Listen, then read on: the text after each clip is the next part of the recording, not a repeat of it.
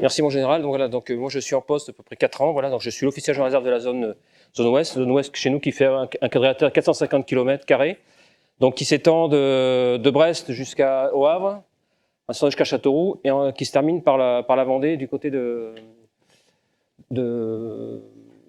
Fontenay-le-Comte. Mon exposé, c'est pas le but de vous faire peur. Vous allez voir au départ, je vais peut-être des diapos qui vont peut-être vous surprendre, mais je vais vous expliquer la réalité des choses telles qu'elles sont, telles que nous on les ressent au niveau de l'état-major. Dans ma présentation, il y aura certains slides qui sont assez intéressants. Bon, ils sont pas en, il n'y a pas de restriction là-dessus, donc là-dessus vous pourrez les exploiter. Par contre, ce que je vous demande, c'est de ne pas les diffuser sur les réseaux sociaux comme TikTok ou etc. Voilà, vous les gardez à votre niveau et vous communiquez bien sûr entre vous. Je vais commencer par vous faire un petit clip concernant la réserve, ce que c'est, parce que je pense que beaucoup d'entre vous ne savent pas vraiment ce que c'est. La réserve, donc ça englobe tout un tas de choses. Donc, ça va durer 4 minutes à peu près.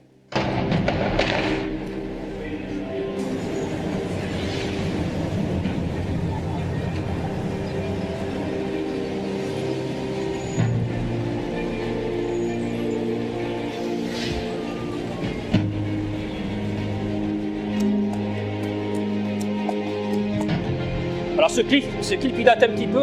Actuellement, on est 80 000 réservistes depuis le début de l'année.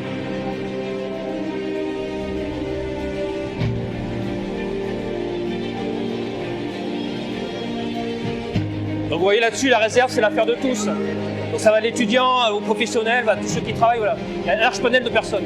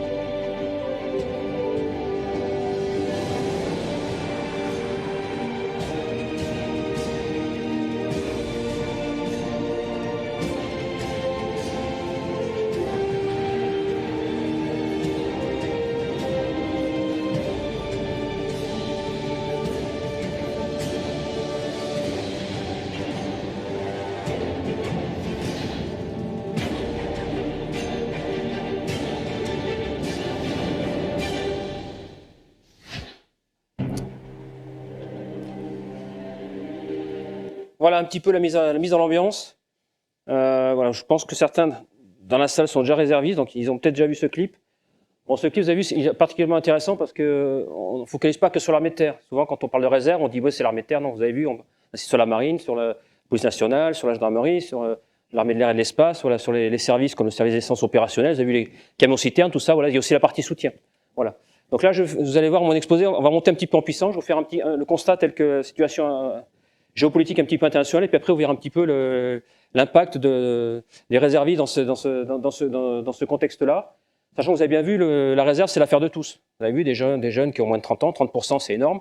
Puis après, en gros, on a l'autre partie des 30% qui sont dans la génération 50-70 ans. Vous voyez, donc voilà, 2 gros piliers. Voilà. Donc sachez voilà qu'on est tous complémentaires et on peut pas seulement se baser sur une réserve seulement jeune et dynamique, et aussi besoin d'experts et tout ça. Donc ça fera aussi exposer l'objet de mon exposé.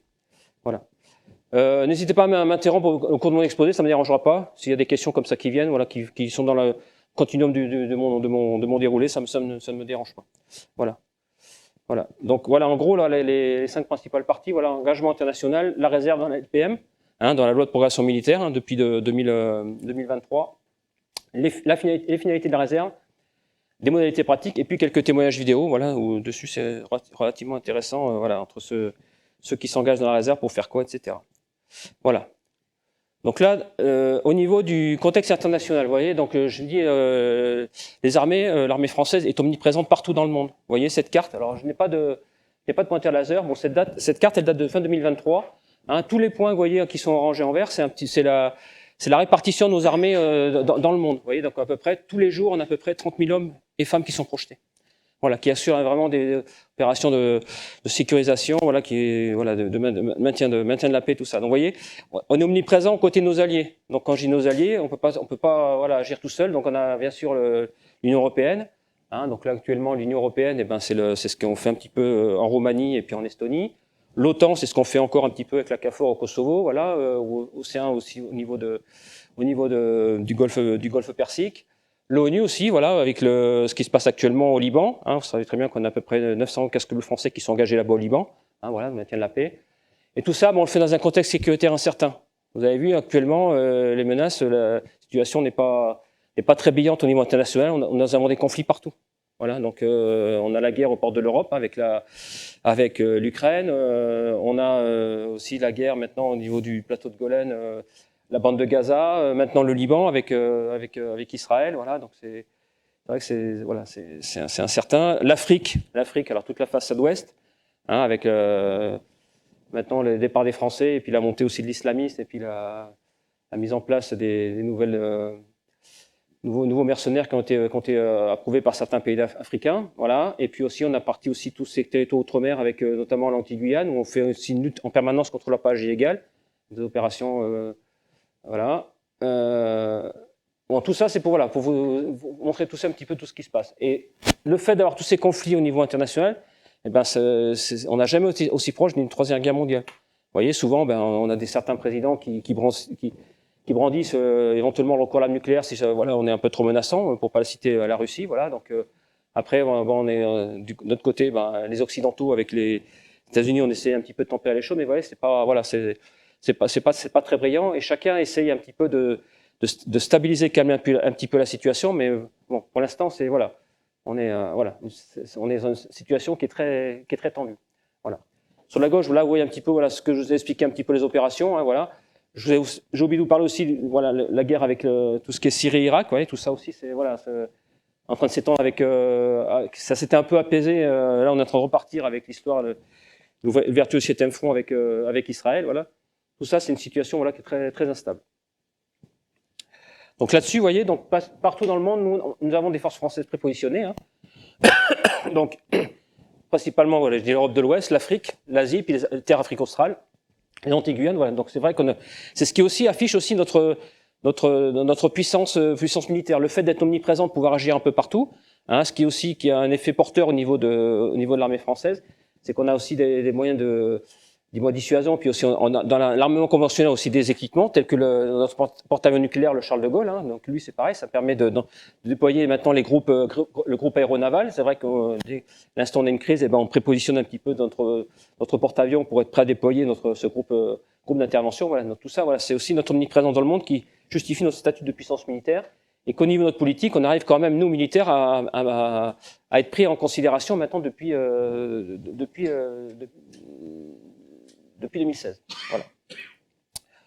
Donc la réserve, justement, dans la LPM, hein, donc là-dessus, face à cette résurgence des crises et ces tensions internationales, donc on s'est rendu compte avec l'actif, les personnels d'actifs qui sont en service, on n'a pas assez de personnel justement pour assurer cette permanence, on appelle ça le show de force, montrer un petit peu ses muscles. Donc à côté de l'active, on a décidé de monter en puissance la réserve. Donc nous, au niveau de l'armée française, avec nos réservistes, on est considéré comme la 9e puissance militaire du monde. La première puissance militaire du monde, c'est les États-Unis.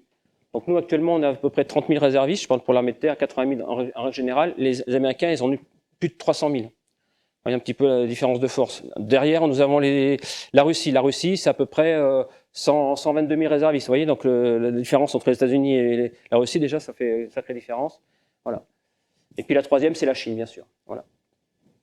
Donc là-dessus, pour assurer maintenant la montée en puissance des effectifs, donc on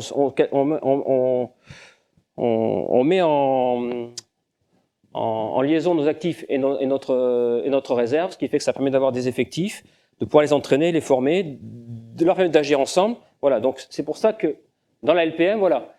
Donc on a dit, voilà, la réserve maintenant dans la LPM, donc à côté de l'actif, donc il faut démontrer notre force et permettre de dissuader les conflits et dissuader un petit peu l'adversaire. Voilà. Donc ce qui est intéressant, je tenais à noter là-dessus dans ce défi budgétaire qui a été voté en juillet 2023, 413 milliards d'euros, voilà, c'est l'objectif qui a été, c'est le budget qui a été fixé dans cette loi en 2023. 413 milliards d'euros sur 6 ans. Donc vous voyez, c'est quand même pas anodin, hein, sachant que bien sûr on est dans un contexte maintenant de tension un petit peu budgétaire. Donc ça, on va voir un petit peu ce que donnera les 3 prochaines années. Voilà. Donc la priorité, c'est de former nos personnels. Vous l'avez vu dans le clip précédent. Et puis aussi, bien sûr, il faut aussi investir dans nos matériels. Donc dans l'investissement, on dit voir l'entraînement, l'équipement. Tout à l'heure, j'ai eu une discussion avec l'un d'entre vous. Voilà, l'investissement, c'est les équipements. Sans les équipements, on a beau être nombreux, si on n'a pas de quoi équiper nos militaires, on ne pourra pas faire grand-chose. Donc ça, c'est important. Et derrière ces investissements, bien sûr, en découlent les programmes. Donc là, actuellement, les programmes dans l'armée de terre, on a beaucoup de matériel de nouvelle génération qui arrivent entre guillemets, dans les casernes.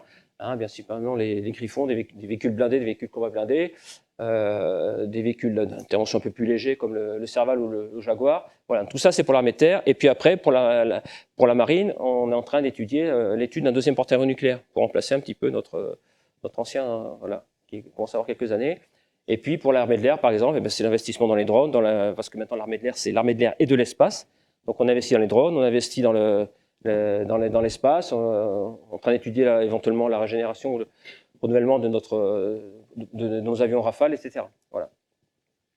Donc actuellement, vous voyez, jusqu'à présent, donc on était plutôt engagé dans une guerre, dans la résolution de conflits, on était plus des résolutions de conflits locaux. Voilà, donc c'est pour ça quand on parle d'une nouvelle ère stratégique, c'est on était un petit peu une sorte de petits détachements qui étaient projetés sur tel ou tel théâtre pour assurer, sécuriser ou renforcer la sécurité d'un pays. Là maintenant c'est fini, on est en train de faire une espèce de gros bloc, monter des unités maintenant qui se composent plus forcément de bataillons. Maintenant on parle de la brigade, hein, donc en fin de compte on déploie plus de bataillons. L'objectif maintenant c'est de déployer nos brigades. Et la brigade, jusqu'à présent, qui n'était pas un pion logistique, on a adopté le modèle anglais et le modèle américain. La brigade, maintenant, a son échelon logistique. Donc maintenant, quand vous envoyez c'est pour ça que ça a amené à faire une sorte un petit peu de bidouille quand on projetait un petit peu nos forces sur certains théâtres d'opération. Donc on voyait un petit peu, on essaie de rafistoler, de monter un petit peu nos unités un petit peu en fonction des dispos de chacun et des matériels qui étaient disponibles. Maintenant, le nouveau concept, c'est qu'en fin de compte, on crée nos brigades et derrière on y a associé le soutien qui va bien derrière. Voilà. Donc derrière aussi pour la réserve, on a dit, ben, pour la réserve, ce que je disais tout à l'heure, on ne met pas que des jeunes, donc on fait monter notre réserve opérationnelle et citoyenne en puissance. Voilà, donc il faut qu'elle soit entraînée et équipée. Voilà. Et puis, le renforcement des effectifs. Donc, le but, c'est de doubler la réserve d'ici 2030. Donc là, on est en scie, mais quand on dit doubler la réserve 2030, bon, cette année, on peut dire qu'on est en scie, mais je pense que en 2030, ça sera peut-être un peu difficile compte tenu du contexte concurrentiel que nous avons entre toutes les armées et les autres services. Voilà. J'en reviendrai un peu plus tard là-dessus. Voilà. Donc, la conception manœuvre réserve. Donc, quand on dit aux opérations hybrides de déstabilisation, vous voyez un petit peu l'opération hybride, quand vous voyez la menace, quand elle arrive, vous voyez tous les jours par les médias, une menace hybride, c'est pas une attaque militaire directe. En fin de compte, on cherche à perturber les réseaux de communication, on cherche à cibler certains services publics ou certaines administrations via les cyberattaques. Voilà, donc on fragilise voilà un petit peu les réseaux et la société. Et puis aussi avec l'histoire des réseaux sociaux, on a souvent tendance un petit peu à généraliser et puis voilà cette escalade. Voilà. La mission 2024, donc dans le cadre du plan réserve, donc c'est bien d'avoir dire ok, on va augmenter nos réservistes, on va doubler la réserve, mais dans quel contexte et puis pourquoi faire? Donc le but, voilà, c'est ce que disait ça c'est une lettre de un discours de notre CEMAT, hein, général Schill qui disait oui mais c'est bien la réserve, mais il faut quand même préparer notre force à intervenir dès ce soir. Quand tout à l'heure je vous disais on est à l'aube éventuellement sans vouloir faire peur d'une possible troisième guerre mondiale, et bien le jour où il va vraiment falloir mobiliser nos forces, il faudra qu'on soit prêt, aussi bien l'actif que comme la réserve. Et la réserve a pour but, bien sûr, de pallier à l'actif, c'est-à-dire l'actif, en gros, dans un contexte vraiment de mobilisation, on enverra d'abord l'actif, bien sûr, sur entre guillemets, intervenir sur les points chauds, les points sensibles, et puis derrière, on activera aussi notre réserve. Et la réserve sera éventuellement à vocation amenée à relever nos personnels d'actifs. C'est ce qui se passe actuellement en Ukraine. En Ukraine, vous avez un bataillon complet de chars qui n'est composé que de réservistes. Et maintenant, face au déficit de l'actif, eh ben, c'est la réserve qui est en première ligne et qui est engagée au complet. Voilà. N'hésitez pas à m'interrompre hein, si vous avez des questions. Hein. Alors, oui. Le théâtre national. Oui. Oui, parce que c'est vrai que quand je parle de conflit, on n'est pas aussi à l'abri de menaces sur notre théâtre. Hein. Voilà, vous voyez un petit peu la situation actuellement. Quand on a vu la situation avec Israël, on a certains lieux entre guillemets culturels, de culte qui sont un peu, qui sont devenus très sensibles. Voilà. Et puis bien sûr, là, penser à l'esprit de défense au sein de la nation. C'est pour ça que c'est bien de communiquer, c'est voilà, histoire de faire ces conférences et puis d'intervenir aussi. Maintenant, les armées sont omniprésentes dans les différents salons. Voilà, on affiche un petit peu ce qu'on fait et quelles sont nos ambitions. Les ambitions qui sont bien sûr déclinées par nos chefs. Voilà. Alors, les principales missions qu'on a à remplir sur le TN, le territoire national, bien sûr. Voilà, donc il y a les contrôles de zone. Voilà. Donc ça, c'est éventuellement, ça peut être une zone qui est sensible. Pourquoi pas les frontières. Après, les emprises, bien sûr, les emprises, c'est tout ce qui est les points d'intérêt vitaux, pour certains qui ont entendu parler, les PIV. Donc, ce sont les antennes, hein, les antennes radio, ce sont les centrales nucléaires. Voilà, tout ça, c'est des sites qui sont vraiment primordiaux. Et puis, bien sûr, certaines administrations, voilà. On garantit la continuité d'activité et le fonctionnement de l'État, bien sûr. Voilà, c'est pas parce qu'on est en crise qu'il faut que tout s'arrête. Hein. Donc, on l'a bien vu le soir du Bataclan en 2016. Hein. Là-dessus, voilà, malgré la situation, on a quand même continué à fonctionner. Voilà, c'est important. Et puis, bien sûr, neutralisation de la menace militarisée. Bien sûr, on l'identifie, puis on essaye, voilà, de la détruire. Voilà. Alors, dans le jargon, on parle surtout de neutralisation. Quand on dit, voilà, vous verrez souvent dans les médias, quand on interpelle un terroriste éventuellement en situation de défense ou de légitime défense, on parle plus de tuer un terroriste, on parle de neutraliser. Neutraliser, ça veut dire soit on l'a tué, soit on l'a blessé. Voilà, mais généralement, voilà, c'est vite, voilà, une certaine interprétation. Là, maintenant, vous voyez, on reparle aussi de la mobilisation. Donc ça, c'est pour les anciens qui ont connu ça. Alors, la mobilisation, donc là, c'est les CRR. On parle de centre de rappel des réservistes. Donc avant, on parlait de centre mobilisateur. Ouais, donc voilà, on fait un petit peu machine arrière. On revient. Voilà, c'est des choses qui ont existé. Puis on se rend compte maintenant, ces choses aussi, elles sont essentielles. Donc ces centres de rappel des réservistes, ça permet de rappeler nos réservistes en cas de mobilisation, de pouvoir les vérifier tout ce qui est dossier administratif, les équiper, et puis après, éventuellement, suivant leur qualification, ben, les envoyer, les projeter. Voilà. L'importance aussi, c'est de former les jeunes recrues pour aider la régénération du personnel d'actifs déployé. Voilà, c'est ce que j'ai dit tout à l'heure. Hein. Voilà, d'ailleurs, il faut une continuité. Voilà. Alors, la réserve aussi dans LPM. Alors voilà, donc là, vous allez voir un petit peu, je vais vous décrire un petit peu la montée en puissance de la réserve dans les armées et puis la police. Donc, je vais commencer par la police. Donc, ce qui est intéressant, vous voyez, c'est la police actuellement. Ils veulent doubler leur réservistes, donc c'était à peu près à 15 000, c'est passé à 30 000 pour 2030. C'est pour ça tout à l'heure, quand je vous disais concurrence, doubler la réserve pour tout le monde, ça n'a pas été évident. Hein, voilà, donc en gros, voilà. Donc on renforce le lien entre la police et la population. Les recrutements en société civile, donc 70%. Actuellement, c'est 50-50. Actuellement, on a 50% d'anciens policiers et 50% de jeunes. Là, vraiment, c'est vraiment une armée, enfin une armée, un service qui est vraiment très jeune. Voilà, on va rajeunir justement. Et puis bien sûr, soutenir les actifs, services actifs de la police. Voilà.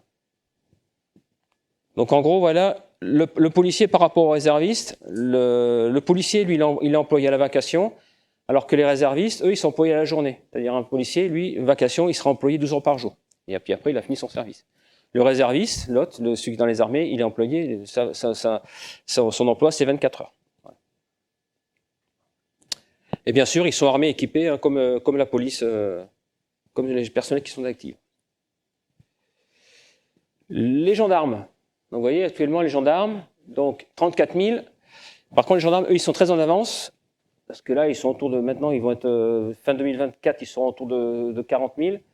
La cible, eux, ils auront doublé leur réserve, ils estiment qu'ils auront doublé leur réserve en 2027. C'est-à-dire qu'après 2027, ils ont fini l'effort. Donc 50 000 gendarmes. Vous voyez, donc c'est quand même, là aussi, voilà, ça fait du chiffre. Hein, tout ça, c'est, voilà. Donc beaucoup de jeunes aussi, vous voyez, hein, donc 56%, c'est, voilà, c'est.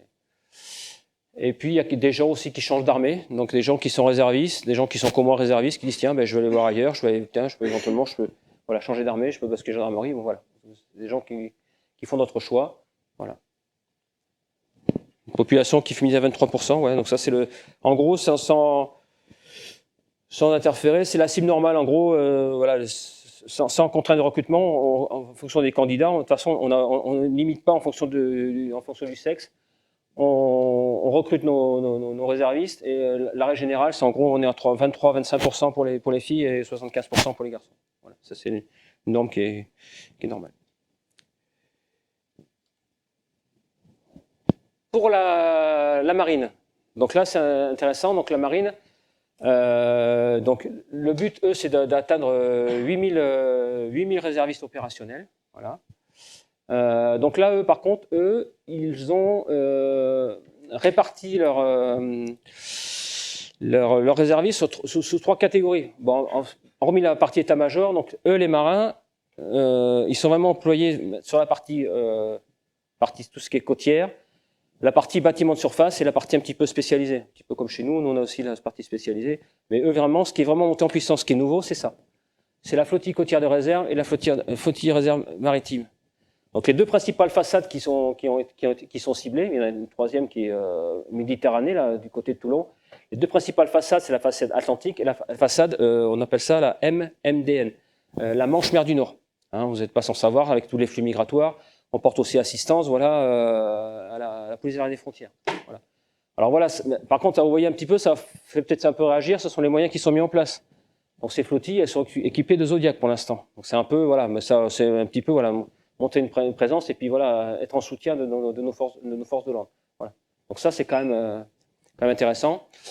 Après, ça, les flottilles de réserve maritime, ce sont des gens, dans le temps, quand on avait les gens qui rentraient de séjour ou de mission, tendance à les mettre un petit peu en stand-by et puis on mettait en sommeil le bâtiment. Maintenant, actuellement, avec ces nouvelles flottilles de réserve maritime, on assure le fonctionnement permanent de nos bâtiments de surface, voilà, principalement les bateaux. Les sous-marins, c'est un peu plus réservé, parce que entre les SNLE, sous-marins nucléaires, lanceurs d'engins et sous-marins nucléaires d'attaque, bon, c'est quand même une maintenance à faire, donc à un moment donné, on est obligé d'arrêter de couper le sous-marin. Par contre, pour les bateaux, on essaie maintenant, enfin les marins essayent en permanence d'activer un équipage pour que ce bâtiment ne soit plus mis en sommeil. Voilà. Donc ça réduit les coûts et ça assure aussi une permanence. Et puis après, faut-il réserve spécialisée. Donc ça, c'est tout ce qui est partie la sécurité, la cybersécurité. Voilà, ça vous connaissez un peu. Voilà, des gens qui ont des spécialités bien précises, comme les sémaphores. Voilà. Concernant l'armée de l'air, donc vous voyez actuellement, donc là, bon, je vous ai mis quelques termes. Ce sont des planches que j'ai récupérées quand j'étais à l'état-major des armées, là, au niveau des différentes interventions sous la réserve. Donc là, donc, on parle toujours pour tous de réserve de combat, territorial d'expertise. Hein, ça complète ce que je disais.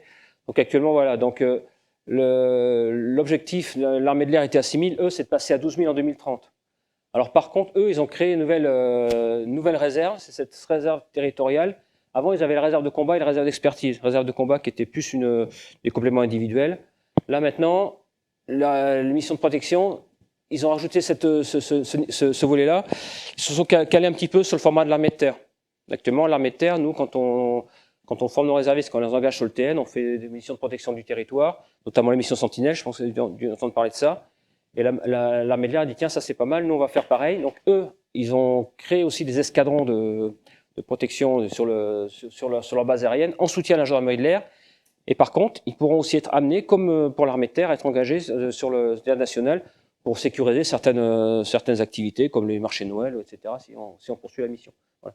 Donc il n'est pas exclu que vous voyez dans l'avenir des marins, des aviateurs qui soient engagés sur certaines de ces missions. Voilà. Et puis bien sûr là-dessus, la réserve d'expertise qui monte bien en puissance aussi chez eux, hein, donc entre le spatial, l'intelligence artificielle, le big data, la cyberdéfense, voilà. Et puis aussi la partie drone. Donc là, drone aussi, quand je dis drone, en ce moment, il y a une partie volée sur laquelle l'armée de l'air va garder un petit peu la main, l'armée de terre aussi. Donc là, on est aussi en discussion, voilà, pour savoir un petit peu qui fait quoi, notamment la gestion de l'espace aérien. Voilà.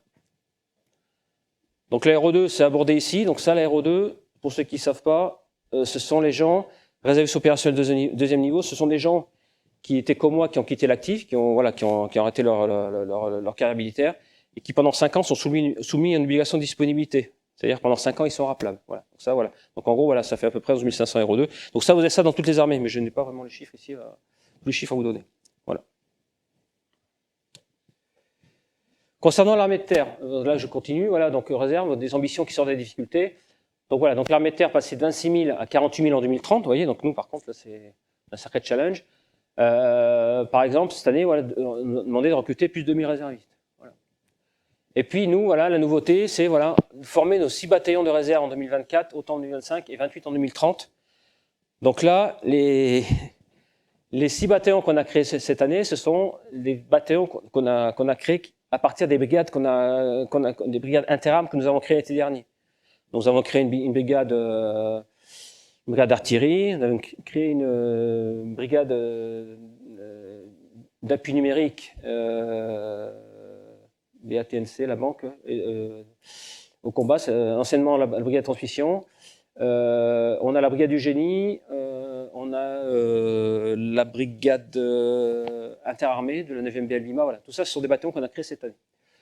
Nous, le gros challenge qu'on a, c'est à partir de 2026, au niveau des zones, moi, avec le chef d'état-major et le général, on va avoir pour mission d'étudier la création d'un bataillon au niveau des zones. C'est-à-dire qu'en fin de compte, dans les zones, en plus des bataillons qui seront dans les brigades, nous, au niveau de la zone, on est en train d'étudier la création de bataillons de réserve territoriaux.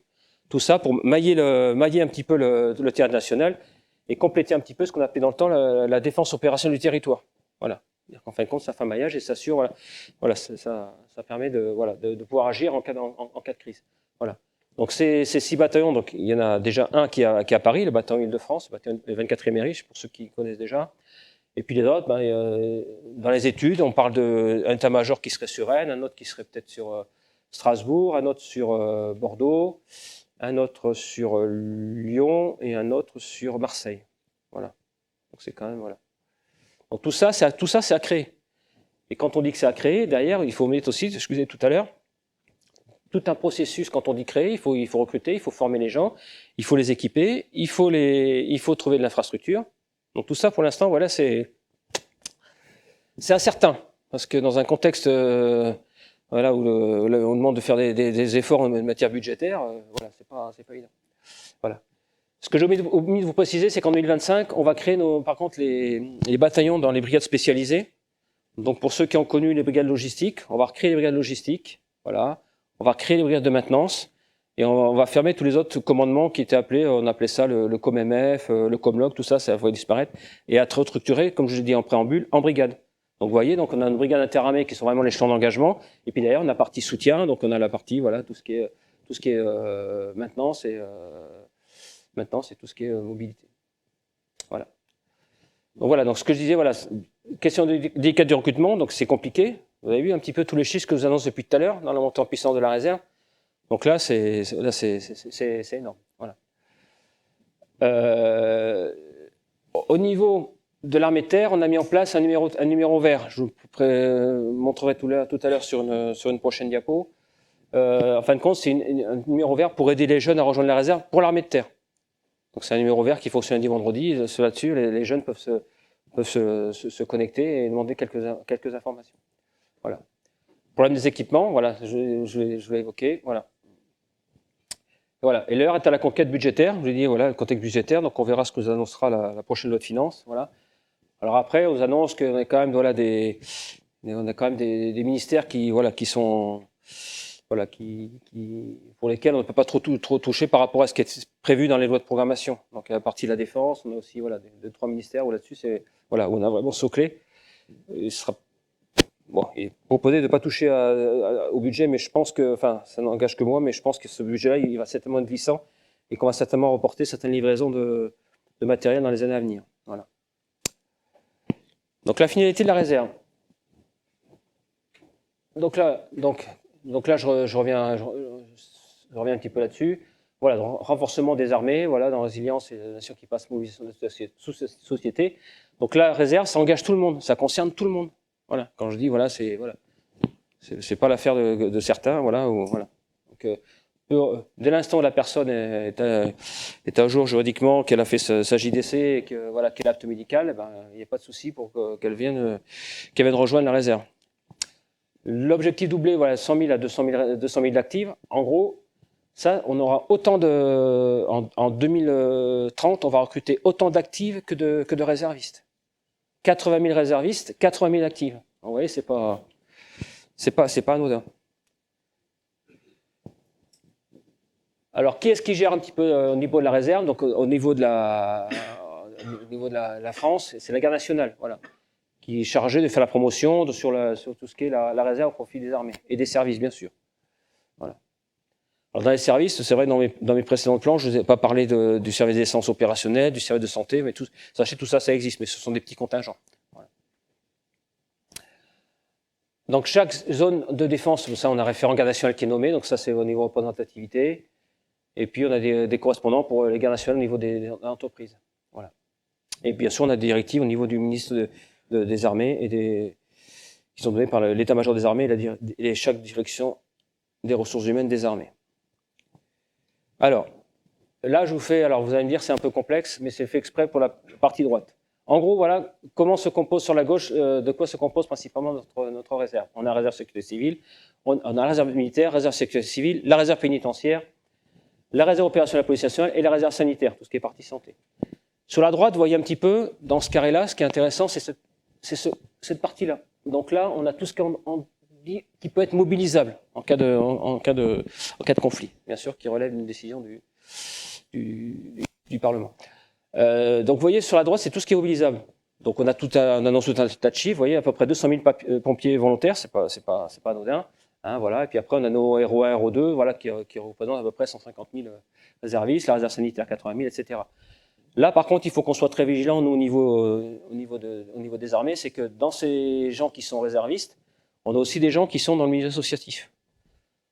Donc en cas de crise, actuellement, on n'arrive pas à faire le distinguo entre les gens qui font du bénévolat et ceux qui devraient vraiment rejoindre entre guillemets la réserve en cas de mobilisation. Là-dessus, on a du mal à faire le bilan de ces personnes-là. Donc c'est un peu compliqué. Voilà.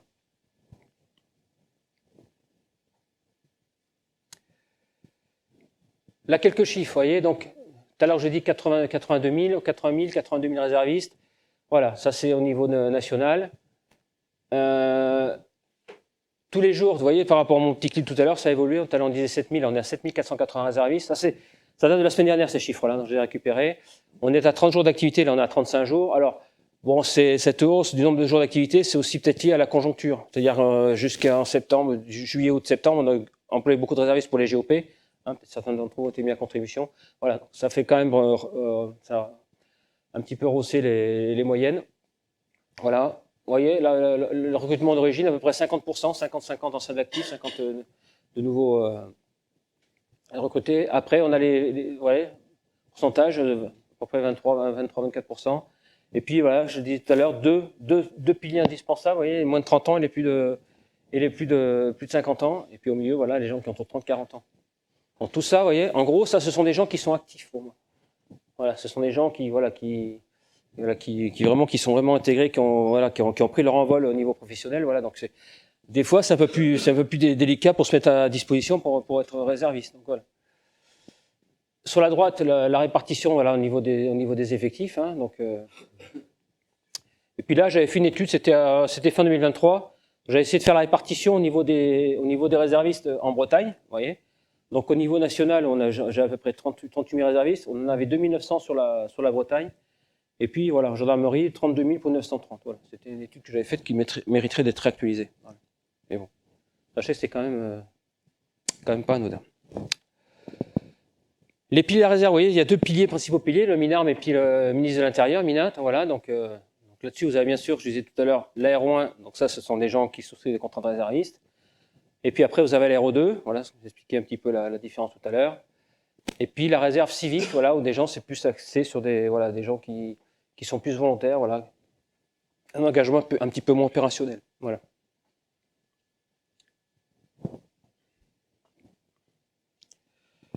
Alors, l'évolution de la réserve, donc les défis à surmonter, bien sûr, recrutement, formation, animation. Donc, moi, quand je recrute un réserviste, quand on recrute un réserviste au niveau de la major avec le chef, on essaie quand même quand on recrute, de proposer un parcours professionnel à l'intéressé. Actuellement, au niveau de l'état-major, comme on n'est pas vraiment une unité entre guillemets combattante, mais plutôt un état-major, on a tendance à recruter des jeunes qui ont certains niveaux universitaires. C'est-à-dire que moi, avec les possibilités qui me sont offertes, je peux recruter qu'un jeune qui a un bac plus 3 ou un master. Voilà. Donc en gros, ce qu'on fait, on fait beaucoup de recrutement initial, et derrière, moi, je propose un parcours professionnel. On recrute le jeune, donc en fin de compte, il nous arrive chez nous, bien sûr, après les enquêtes de sécurité et la petite médicale. On l'habille et puis après on le met en formation. Et après une formation, on a tout un parcours pour le pousser de son grade d'aspirant jusqu'au grade de capitaine, voire commandant. Donc on essaie quand même de donner une visibilité sur l'avenir. Voilà. Et ce qui est intéressant aussi, c'est-à-dire quand on a le jeune aussi, quand on l'a formé et quand on essaie de l'animer, bien sûr pour l'occuper, la plupart des jeunes, certains d'entre vous, une fois qui sont déjà réservistes, vous avez peut-être passé votre master ou votre diplôme universitaire, puis dire après, voilà, moi j'ai fini, ma réserve, maintenant j'arrête. Nous, ce qu'on a comme consigne, et ce qui est tout à fait logique, on évite de laisser partir le jeune comme ça. C'est-à-dire le jeune, moi j'ai une jeune qui était chez nous à Rennes l'année dernière, qui est partie à Paris, qui a réussi son master en cyberdéfense, et donc qui est partie à la DRM, et en fin de compte, elle dit moi j'arrête, je ne fais plus de réserve. Je dis non, il ne faut pas arrêter. Je dis moi ce qu'on propose, c'est éventuellement, on va demander éventuellement à notre employeur, la DRM si elle est intéressée. La DRM a dit non, pour l'instant je ne suis pas intéressé. Moi elle m'a dit par contre, moi je vais rester. Je dis écoute, nous ce qu'on peut faire, c'est que on va mettre entre guillemets un petit peu le stand-by de la carrière du réserviste. On va créer un contrat, ce qu'on appelle maintenant les contrats de continuité. Et ce sont des contrats à 0 jour, c'est-à-dire qu'en fin de compte, on sait que le jeune fera 0 jour pendant 2-3 ans, et ça évite qu'il abandonne la réserve, qu'il soit obligé de repartir à 0 quand dans 3 ans, il voudra faire la réserve. Parce que la jeune en question m'a dit, moi de toute façon, je vais reprendre la réserve. Donc elle dit, là, je fais mes preuves au niveau de mon service, et puis après, dans 3 ans, je reviendrai, et puis là, je serai un peu plus disponible. Donc là, voilà. Donc là, on essaie de proposer ça. Ou éventuellement, voilà, si jamais ça n'intéresse pas, à ce moment-là, on la garde quand même sur nos effectifs, mais elle ne fera pas de réserve, mais on sait que dans 2-3 ans, elle repartira ailleurs. Voilà. Il faut proposer quelque chose. Il ne faut pas laisser partir comme ça nos jeunes.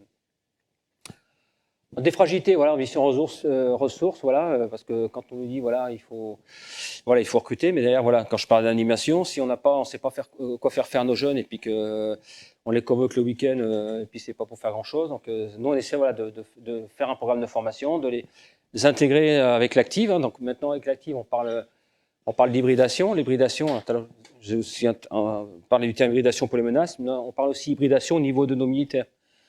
Le 3e RIMA, par exemple, va commencer à faire l'hybridation au niveau de ses personnels militaires et de réserve. C'est-à-dire qu'en fin de compte, il mixe dans certaines unités les réservistes avec l'actif. Donc ça, c'est intéressant pour le jeune, parce qu'en fin de compte, il se trouve confronté avec certaines mises en situation avec des jeunes actifs, et ça, pour lui, c'est intéressant. Lui, c'est ce qu'il veut. Il veut aller sur le terrain, il veut avoir son HK, enfin son fusil, il veut être intégré à l'instar de l'actif. Voilà. Donc après, voilà, l'éligibilité. Donc voilà, des fois, on a du mal à proposer un petit peu de quoi sera fait demain, la gouvernance, et puis après, tout ce qui est système informatique. Et puis le T2 réserve, donc là, voilà, T2 réserve, donc bien sûr, hein, qui dit derrière, au niveau réserve opérationnelle, dit rétribution. Là-dessus, on demande d'être de plus en plus rigoureux sur la partie financière. Donc là, on a un budget chaque année qui est à mes dispositions, par armée, et là-dessus, il faut qu'on gère. Voilà. Le continuum jeunesse, donc la réserve avec intégration du SNU nouvelle génération, donc là, on verra bien, puisque enfin, après de nombreux mois sans gouvernement, on a de nouveau Monsieur Lecornu qui est revenu comme ministre de la Défense, donc on va bien voir lui ce qu'il va vouloir faire, parce que le SNU, c'est son domaine, donc on va bien voir ce que ça va donner. Voilà.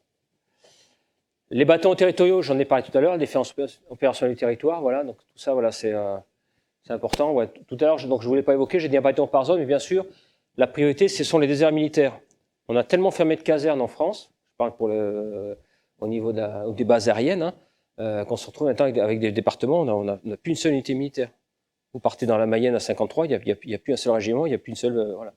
Vous passez Châteauroux, il y avait une école du matériel. Bon, c'est dans l'Aisne, c'est sûr, on me dirait ça sort de la France. Mais bon, c'est quand même en France, mais il n'y a plus rien. Voilà. En Vendée, c'est pareil. Vendée, pourtant, face à l'Atlantique, on n'a plus rien non plus. Voilà. Voilà.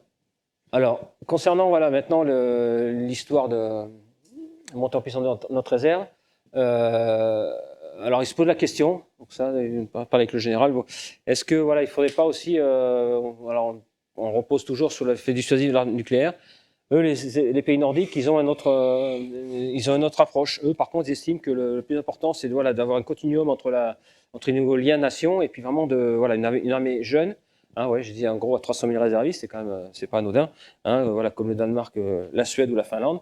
Voilà. Donc tout ça, c'est ce qu'il faut pas avoir une armée qui soit plus nombreuse, bien équipée, et puis et au détriment éventuellement de l'arme nucléaire. Bon, ça c'est un discours qui ne relève pas, qui n'est pas de mon ressort. Et sachez que les pays scandinaves, eux, ils ont fait ce topic-là. Eux, c'est la quantité et la qualité,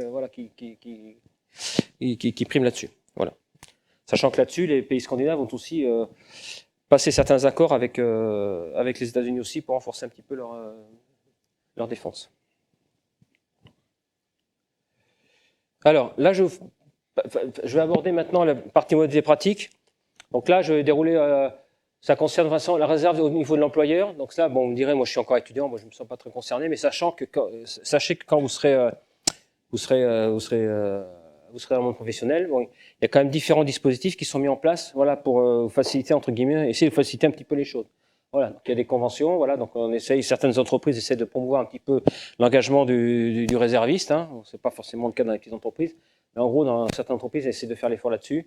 Voilà, on est en respect des valeurs, et puis l'esprit de corps, la cohésion et tout ça. Voilà, ça veut dire du collectif. Voilà. Donc là-dessus, vos employeurs aussi, les employeurs aussi sont gagnants-gagnants, puisque d'un côté, ça leur permet d'avoir certaines réductions fiscales, et puis derrière aussi, de valoriser en valorisant la réserve, aussi d'être mis en avant, d'avoir un effet aussi promotionnel. Voilà. Donc ça, l'apport des dispositions adaptées aux entreprises, donc ce que vous disiez, attribution au partenariat avec la défense, réduction outil d'impôt, voilà. Bon, tout ça, je passe vite parce que ça, vous n'êtes pas forcément concerné, mais ça vous serez peut-être concerné un jour, voilà. Et puis ce qui est intéressant, l'inscription des colloques, formation, stage proposés par le secrétariat général, voilà. Tout ça, c'est voilà. Alors, concernant maintenant les réservistes, donc je voulais aborder brièvement tout à l'heure, voilà. Pour les soldats, on doit chacun avoir notre mission. Donc là-dessus, bien sûr, ça découle par une réserve qui est de combat, engagée, protection du territoire, des compétences. Donc il y a 117 métiers, marqué à droite, voilà. Donc c'est quand même pas anodin. Donc quand même pas mal de choses à faire. Et puis aussi la partie rayonnement. Donc là, tout à l'heure, on disait le rayonnement. Vous avez différentes activités, des activités des rallyes défense, les écoles de drapeau, tout ça, c'est important. Aussi de participer à ces activités, à ces devoirs, assez de, entre guillemets, le devoir de mémoire, voilà, contribuer aussi aux cérémonies, c'est bien aussi, voilà, voilà, d'être présent. Voilà. Le militaire, voilà, c'est un, voilà, part entière, mais c'est un temps partagé. Donc, bien sûr, d'un côté, vous êtes étudiant, puis à côté, vous faites la réserve, hein, voilà.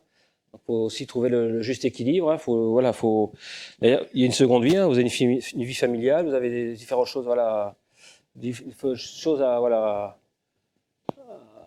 à mettre en place. Voilà, tout ça, voilà, ça s'organise. Voilà. Voilà. Donc sachez que voilà, donc par exemple nous, en fonction du grade, voilà, on essaie de trouver quelques cohérences par rapport à votre métier dans le civil. Voilà. Donc vous voyez, en gros, le militaire du rang, c'est un collaborateur. Voilà. C'est en règle générale, hein, pas de fixation là-dessus. Voilà. Après, vous avez différentes responsabilités. Vous voyez. Vous l'avez vu tout à l'heure dans le clip en préambule. Vous voyez, où déjà on avait par exemple, on avait une commandant ou un lieutenant-colonel qui était sur un vaisseau. Voilà. Donc lui, voilà, il était cadre expérimenté. Voilà. Donc sachez qu'on essaie de mettre en face du grade une certaine cohérence, voilà, par rapport à la fonction. Vous êtes bien sage. Comment? Ouais. Voilà, donc ça, je vous laisse un petit peu le devoir et le droit du réserviste. Hein. Sachez que derrière, il y a quand même on fait pas, voilà, on fait pas n'importe quoi avec les réservistes. Hein. Vous avez des devoirs et des droits, voilà, des dispositions qui sont incluses dans le code de la défense. Voilà, donc là, je les articles, là, voilà, avec une rémunération, ça c'est voilà, ça aussi c'est important aussi. Une rémunération, on parle surtout de rétribution qui n'est pas imposable, hein, voilà, avec des récompenses et des primes comme tous les militaires, voilà. Et non seulement, il y a aussi derrière tout un tas de choses, voilà. Donc sachez que là-dessus, voilà, donc ce qui est intéressant, voilà, c'est pour bien sûr, ça c'est pour l'étudiant, l'allocation d'études pour les étudiants réservistes, donc 1200 par an, 1200 € par an pour un contrat hein, de 5 ans, 5 ans. Et si vous réalisez 37 jours d'activité sur l'année. Les 37 jours, pour les réservistes et les jeunes les étudiants qui le font, ils y sont très vite. Hein.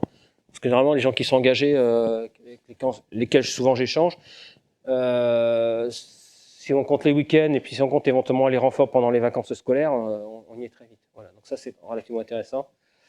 La prime de fidélité, voilà, tout ça, c'est une mesure d'attractivité. Hein. Prime de fidélité, renouvellement du contrat.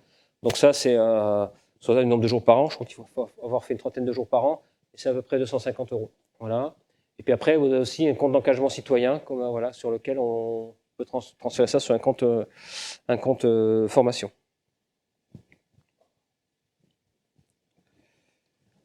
Concernant la rémunération, donc ça, voilà, donc tout à l'heure, je vais rapidement évoquer. Ce qui est intéressant, vous voyez, donc entre la rémunération, on tape sur à peu près une moyenne de 60 € pour un militaire du rang, environ 200 € pour un colonel, sans compter les primes. Ça, c'est par jour. Voilà.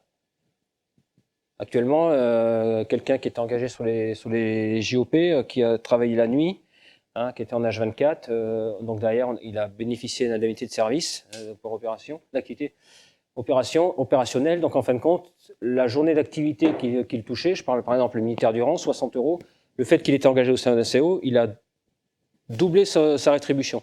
C'est-à-dire qu'il touchait en plus 60 € d'ISAO par journée. En gros, ça fait 120 € par jour. Et tout ça net d'impôts. Vous voyez, donc tout ça, on essaye de quand même. Voilà, il n'y a pas que la mission qui est intéressante, il y a aussi l'attrait financier pour vous, les jeunes étudiants. Derrière, ça permet aussi derrière de pouvoir parier à certains sacrifices. Et puis derrière, si vous faites des études, vous faites de la réserve, vous ne pouvez pas non plus derrière souvent travailler. Donc ça permet entre guillemets de faire avoir une sorte de job étudiant. Voilà. Donc c'est pour ça que nous on s'est battu là-dessus. Il y a 2 ans, on a mis en place un système informatique au niveau des armées qui a eu du mal à se lancer, et on avait des jeunes qui avaient 2-3 mois de retard dans les paiements. Donc là, ça a vraiment coincé parce qu'il y a des jeunes qui ont dit moi j'arrête, je vais chez McDo. Alors pourtant, ils étales vraiment engagés, c'est l'institution, et en fin de compte, on a quand même rattrapé, s'est remis à plat un petit peu les problèmes qu'on avait rencontrés, et en fin de compte, on a rattrapé le coup. Mais c'est vrai que c'est pas derrière, il faut aussi que derrière, ça entre guillemets qu'on soit un peu sérieux dans la rétribution de vos activités. Ça, c'est non soumis à l'impôt sur le revenu. Et puis, bien sûr, pour ceux qui travaillent, en fonction de l'employeur, on peut cumuler sa journée d'activité et puis sa solde sur de l'armée. Voilà. Donc, en gros, dans les entreprises de plus de 250 salariés, l'entrepreneur est censé attribuer 10 jours d'activité de réserve. C'est-à-dire qu'en fin de compte, il vous solde 10 jours d'activité et à côté, comme ça, vous pouvez cumuler votre réserve avec vos jours d'activité. Ce qui est intéressant aussi pour les réservistes, voilà, c'est la médaille des réservistes volontaires, MRDVSI. Hein. Voilà, donc 3 échelons, bronze, argent ou or. Voilà. Parce que derrière aussi, voilà, il faut aussi pouvoir attirer les gens. Hein. Il faut pouvoir attirer les gens, c'est-à-dire pas l'aspect financier, mais aussi l'histoire des décorations, c'est aussi important. Voilà. Voilà. Et puis après, il y a aussi activité voilà, pour surveillance et gardiennage. Alors là, il y a des équivalences. Donc là, moi, je maîtrise pas forcément, mais ça existe. Et puis il y a aussi ça, je pense que ça doit commencer à se mettre en place au niveau, alors je sais pas si ici à l'université ça existe, ce sont des crédits qui sont mis en place au niveau de l'université pour l'aménagement de l'emploi du temps et validation des stages. Alors ce sont les crédits ECTS, je sais pas si vous avez déjà entendu parler de ça. Ça se fait à Rennes 2, ils font ça. C'est comme des... Bon, voilà. Comment? Ah oui, ça me dépêche. Oui. Ok. Là, de toute façon, je vous laisserai la présentation sur un format PDF. Là, c'est un petit peu voilà, le process pour suivre le parcours, justement pour celui qui veut s'engager dans la réserve. Vous voyez un petit peu, là, donc vous avez les sites internet, vous remplissez le formulaire en ligne, après vous êtes contacté par un agent d'entretien, vous passez aux visites médicales, vous signez votre contrat d'engagement et ensuite vous partez en formation. Ça dès que possible. Voilà. Et puis derrière, voilà, c'est tout ce qu'on peut vous proposer derrière avec une formation militaire initiale. Voilà, soit vous rejoignez directement la réserve, formation militaire initiale, ou alors si vous avez déjà fait une formation militaire supérieure, donc là, avec les bonne continuation, de 40 à 45 ans, on a augmenté, et puis après vous faites une formation initiale élémentaire, etc. Voilà, puis avec une formation initiale d'officier de réserve. Alors ça peut-être le temps, il l'a peut-être fait ça, derrière, notre réserviste. Vous avez fait une FIOR? Vous avez fait une FIOR ou non? Non? Non? Vous avez fait quoi comme parcours? Ah d'accord, ok, autant pour moi, je croyais que vous étiez réserviste. Bon. Pas grave. Ça, voilà, modalité pratique pour rejoindre la réserve. Voilà, donc ça, ce sont tous les sites. Donc là, vous cliquez sur ces sites-là et vous avez tous les sites pour lesquels voilà, vous souhaitez postuler.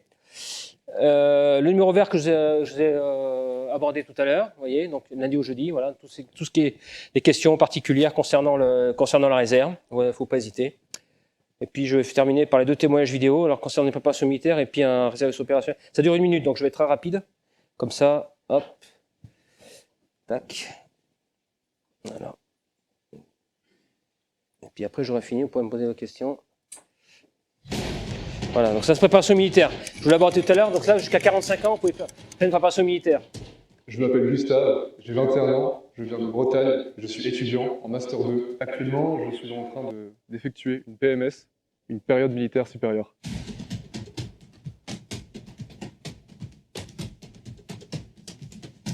Ça c'est important, hein. Et après, voilà.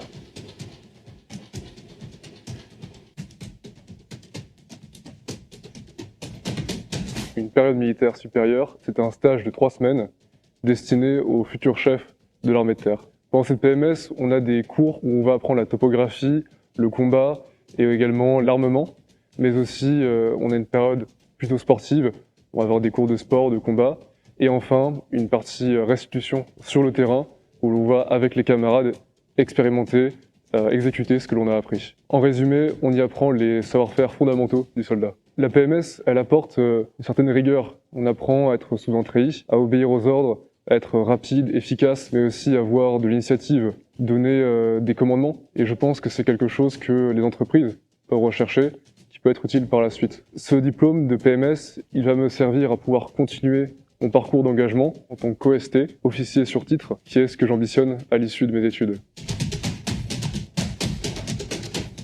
Ce que je retiens le plus de ma PMS, c'est avant tout une camaraderie. Je me sens pas forcément plus fort, mais en tout cas je me sens plus complet. J'ai l'impression d'avoir poussé au plus loin de mes limites pendant ces 3 semaines.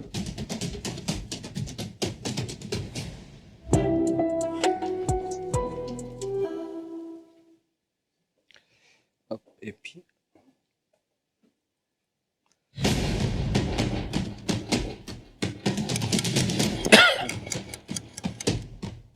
Je m'appelle Chloé, j'ai 25 ans, je suis originaire de Vendée, j'ai fait des études de droit à Angers et je suis réserviste opérationnelle au 6e régiment du génie. La réserve opérationnelle, c'est un contrat qui offre un statut militaire qui dure de 1 à 5 ans, grâce auquel on va faire différentes activités, donc ça peut être des formations, des instructions, du tir ou des missions opérationnelles comme Sentinelle. Pour l'inscription, il faut avoir plusieurs prérequis. Donc, il faut être volontaire avant tout, être de nationalité française, avoir au moins 17 ans, jouir de ses droits civiques, être apte physiquement et avoir effectué sa JDC. Il y a une formation initiale d'une durée de 15 jours. On va être baigné petit à petit dans le milieu militaire. Il y aura du sport, du tir, des formations, des cours théoriques. Et à l'issue, on nous propose de signer un contrat. Moi, j'ai signé au début pour un contrat de 5 ans. On peut être réserviste soit en état-major, soit en compagnie. Et moi, j'ai fait le choix d'être dans une compagnie. J'arrive à concilier mes études avec cet engagement à l'armée. Ça représente un nombre de jours entre 5 et 120 jours. Donc, tout est fait pour qu'on puisse venir soit les week-ends ou les vacances scolaires. Par exemple, les dates sont réfléchies.